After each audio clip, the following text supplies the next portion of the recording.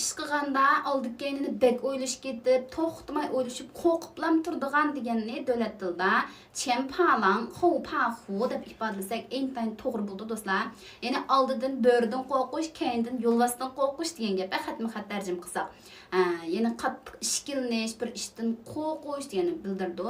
Ni 做事的时候不能前怕狼后怕虎dedi. Ni 做事的时候不能前怕狼后怕虎. Ish qilgan chog'da qo'rqiblam tursangiz bo'lmaydi. Ni 不要前怕狼后怕虎，不就是提意见吗？你不要前怕狼后怕虎，不就是提意见吗？ Voy siz bunda qo'rqiblam turmang. Shu bir taklif fikr berishqo degan gap. Bu 就是提意见嘛, shu bir taklif fikr berishqo, qo'rqiblam turmang demakchi.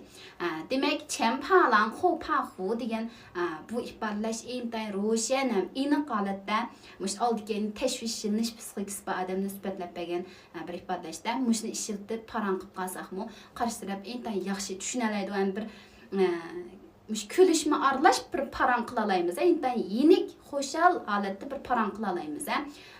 Qarshi tarafning yuziga ham siz bek qo'rqanchoq ekansiz, qo'rqiblam turdi ekansiz deganning o'rniga mao gapni, ya'ni chempalang xovpaxu degan gapni ishlatib turib gap qilsak, qarshi tarafning ko'ngliga bek kelib ketmaydi hamda kuldirga aralash bo'lgan bir yenik parang bo'ldi. Cho'qqim o'rganinglar, chempalang xovpaxu, qo'rqiblam turdigan degan gap.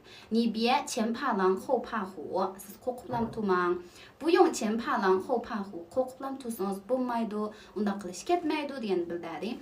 O'xshashlar bizning davlat tilidagi har qaysi saviyadagi yetaklashlar davomlashyapti do'stlar. Bo'libmi, bildigan so'zdagi ko'p, hatto Putonxon imtihonida qatnash arja, aryi, sanja, sanyi kinishkilarni ep bo'lgan, lekin turmushdagi eg'iz tilli ifodalashi ravon bo'lmagan, o'zining demakchi bo'lgan maqsadini to'g'ri ifodalayolmayotgan o'rganuvchilarimizga nisbatan bu qatdan biz grammatik dars bilan eg'iz tili kuchaytirish darsini birlashtirib o'tdik. 3 yillik yetaklashni biraqlam ep boramiz.